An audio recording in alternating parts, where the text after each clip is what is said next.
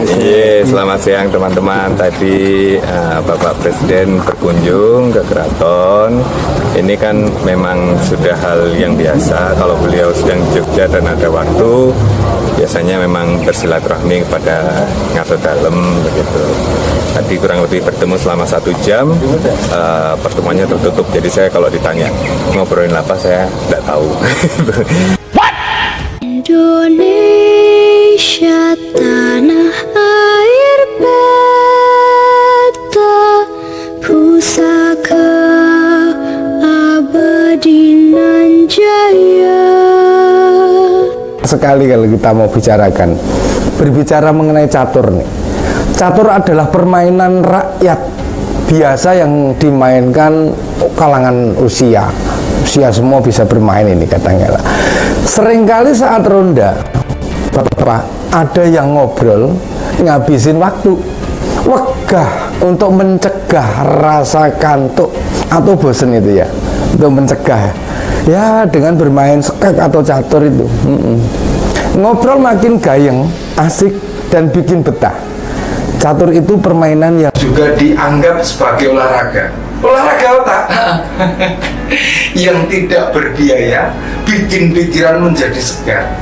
Nah, pernyataan Presiden dalam hak boleh berpihak atau dilarang kampanye disebut banyak orang sebagai kekalutan, kegelisahan, posisinya terjepit dan terdesak sehingga butuh bergerak dalam catur. Nah, di dalam catur itu menandakan posisi raja dalam bahaya. Termasuk kemarin ini mencoba bertemu dengan raja beneran, raja beneran. Tetapi yang raja beneran ini beliau adalah Raja Jogja, Ngarso Dalem Sri Sultan Hamengkubuwono yang ke-10. Bertemunya Presiden dan Ngarso Dalem menyiratkan upaya bagaimana kekuasaannya masih tetap dalam genggaman. Terlebih si anak sulungnya sudah resmi akan berkontestasi. Si anak ini diharapkan mampu menggantikan dirinya, walaupun publik menyoroti ketidakmampuannya. Jika tidak ada dukungan bapaknya yang menjabat presiden kali ini, tidak akan ada partai politik yang bersedia menerimanya, mau bagaimanapun. Meski tidak ada penjelasan apa perbincangan yang terjadi antara presiden dan Kanjeng Sultan, boleh dong kita maknai presiden butuh pendukung yang kredibel, yang punya kekuatan besar demi memenangkan pilpres maupun bagaimana. Kita tahu kekuasaan begitu menggiurkan. Nah, dalam permainan catur ini, simbol kekalahan itu tercermin dalam matinya langkah sang raja. Makanya semua bidaknya dijalankan buat menyerang lawan sekaligus melindunginya. Cara berjalan tiap bidaknya berbeda-beda. Yang bisa ke berbagai sisi itu namanya patih. Nah, patih.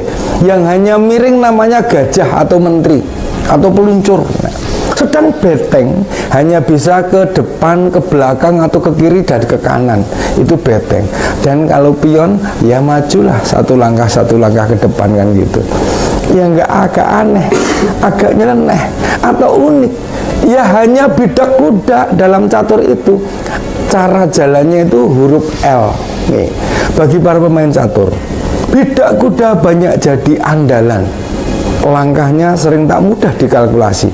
Dalam permainan catur, ketika raja sudah berpindah tempat dan lari ke sana ke sini atau pontang-panting, itu artinya raja dalam kondisi terancam alias panik.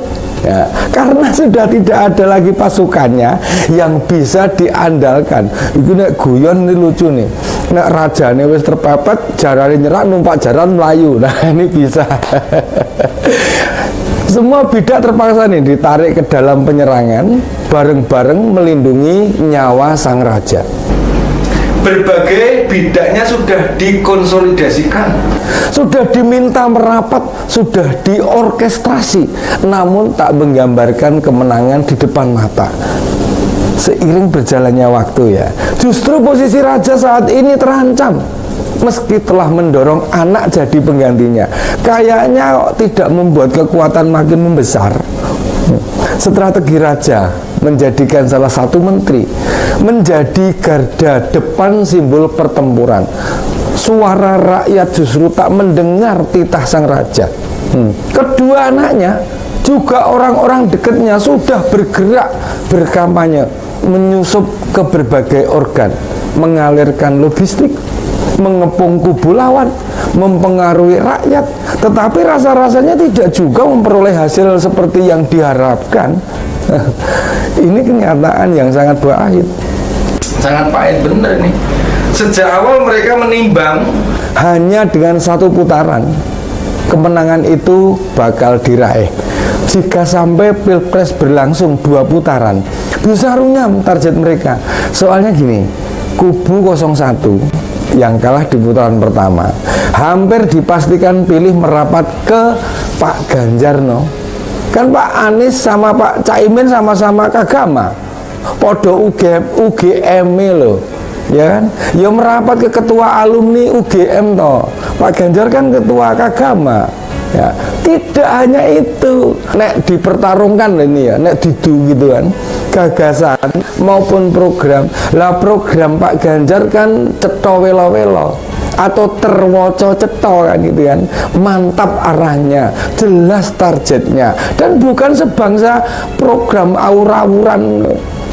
Selain itu, pas dalam debat Mbak Puan terlihat dekat sama Pak Anies sama Caimin. Mau bagaimanapun koalisi itu jadi kebuka lebar loh nanti. Siapa yang tahu diam-diam Pak Paloh dan Caimin membuka komunikasi ke PDIP. Ya meskipun PKS bakal diem aja, mati kutu. Mau ke 02 ada Gelora di sana. Mau ke Pak Ganjar yo piye. Kan kader sama simpatisan PKS itu mau sama PDIP. Ini loh, memang saatnya raja bergerak, berjalan di pinggiran, kembali rajin belusukan ke berbagai daerah, sekalipun nyerahin bansos maupun beras nih. Putri Risma hari ini loh yang jabatannya Mensos diminta nggak usah berkeliling, nggak kesel dan Jokowi dan Gubernur Daerah Istimewa Yogyakarta atau DIY Sri Sultan Hamengkubuwono IX bertemu 4 mata menantu Sultan Hamengkubuwono IX Kanjeng Pangeran Haryo Notonegoro mengatakan pertemuan itu adalah hal yang biasa. Jokowi disebut sering bersilaturahmi dengan Hamengkubuwono IX saat berkunjung ke Yogyakarta.